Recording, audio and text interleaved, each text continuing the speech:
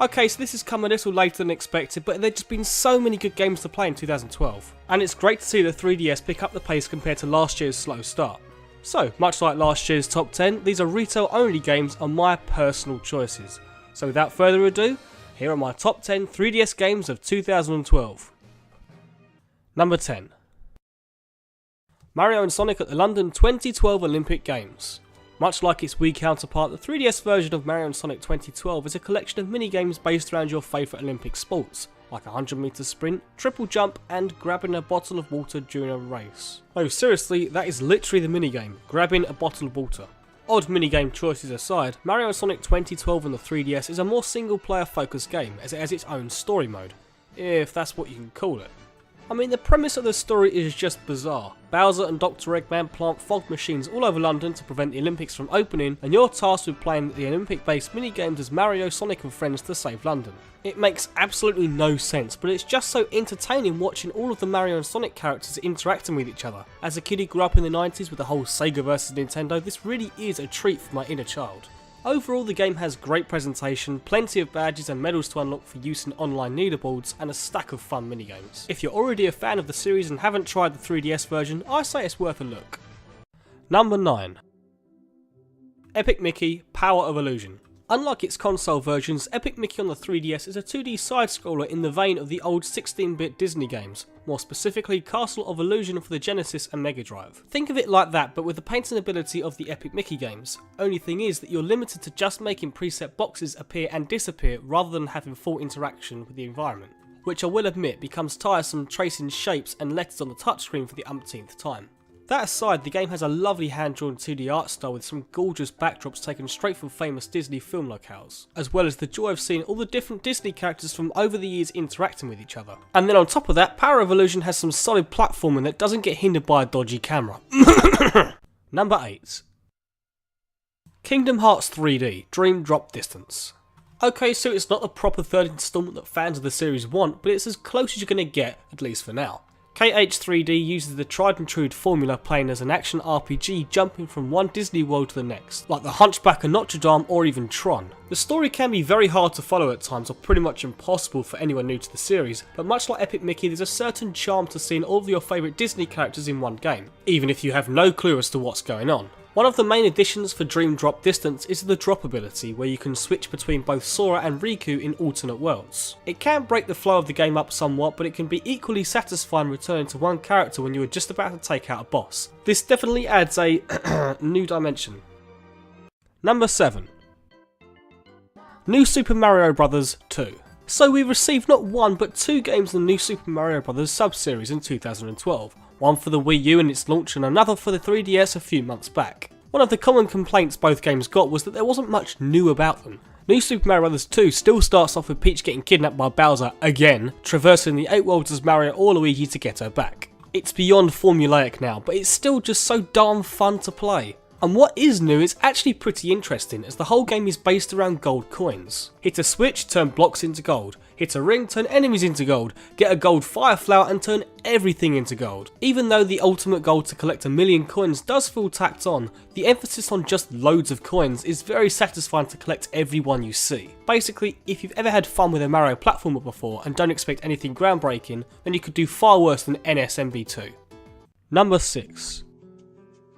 Professor Layton and the Miracle Mask. The 5th Layton game in this series and the 2nd in the new trilogy, this new entry sees the biggest shake-up so far in terms of presentation. It still has the wonderful 2D animated cutscenes, but the core gameplay has been given a 3D facelift for the 3DS. On one hand, the 3D environments look great and really bring Layton's world to life, but the character models have been fully rendered in 3D models, which wouldn't be too bad if it wasn't for how jarring they look when they transition to and from the 2D cutscenes. They will grow on you after the first couple of hours of play, but I couldn't help but notice it throughout. The actual story itself sees the Professor, his apprentice Luke and his assistant Emmy travel to a city terrorised by a mysterious man known as the Masked Gentleman. This develops to become a much more personal story for Layton, which also jumps back and forth to when the Professor was a teenager. It's up there as one of the best in the series, but it doesn't do anything new enough to interest anyone who wasn't a fan before. Number 5. Paper Mario Sticker Star. Now, I'm a massive fan of the Paper Mario series, and I was dead excited to see what Intelligent Systems would do on the 3DS, seeing as how they've taken it back to its RPG roots. The battle system's mechanics work in much the same way as the first two with its turn-based combat, only thing is that the battles play out very differently thanks to Sticker Star's sticker system. Instead of battling enemies to earn XP and level up, you now use stickers found throughout the world as items and attacks. For me personally, this is both a good and a bad thing, as it nicely adds a layer of strategy to every battle, but on the flip side, without earning experience points, it makes the encounters feel pointless and you end up just avoiding a lot of the fights. Luckily, this doesn't feel entirely out of place for an RPG, as it has a more traditional Mario vibe with a Mario 3-esque overworld, which gives you more freedom to explore the worlds as you see fit. Don't get me wrong, just because of the simpler RPG mechanics, this does not mean it's an easy game. Far from it, because Sticker Star can be brutal at times. But this is still full of the typical Paper Mario charm and a great entry into an already brilliant series. Number 4. Theatrhythm Final Fantasy.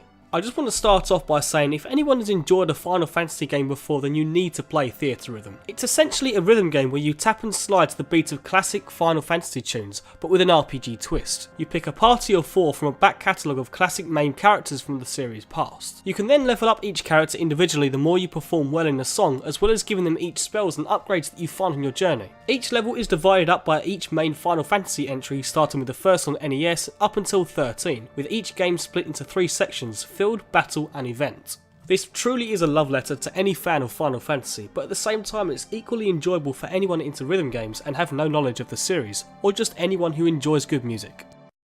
Number 3. Pokemon Black and White 2.